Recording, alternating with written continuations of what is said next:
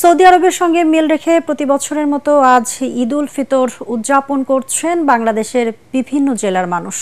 সকালে চাঁদপুর, ভোলা, মাদারীপুর, ফরিদপুর, শরীয়তপুর, জামালপুর, শেরপুর, টাঙ্গাইল, বরিশাল, পিরোজপুর, নোয়াখালী ও চট্টগ্রামের বিভিন্ন গ্রামে ঈদের নামাজ অনুষ্ঠিত হয়। এর মধ্যে চাঁদপুরের 40টি গ্রামে ঈদ উল ফিতর উদযাপিত হচ্ছে। এসব গ্রামের সাদরা দরবার শরীফের অনুসারীরা প্রায় 95 বছর ধরেই আরব দেশগুলোর সঙ্গে মিল রেখে ঈদ উদযাপন করে আসছেন। ঈদকে ঘিরে এসব গ্রামে আজ উৎসবের পরিবেশ। ভোলার 5 উপজেলার 14টি গ্রামে প্রায় 3000 পরিবার ঈদ উদযাপন করছে।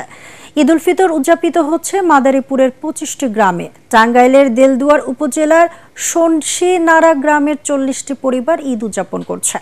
সকালে স্থানীয় মসজিদের মাঠে ঈদের নামাজ আদায় করেন মুসল্লিরা। বরিশালের 19টি গ্রামে অনুষ্ঠিত হয় ঈদ জামাত। নামাজ শেষে দেশ ও মুসলিম উম্মার শান্তি কামনা করে মোনাজাত করা হয়। দিনাজপুরের সদর উপজেলা সহ 6 উপজেলায় ঈদ জামায়াতের পাশাপাশি শহরের চারুবাবুর মোড়ে পার্টি সেন্টারে ঈদ উল ফিতরের নামাজ আদায় করেন কয়েক এলাকার মানুষ।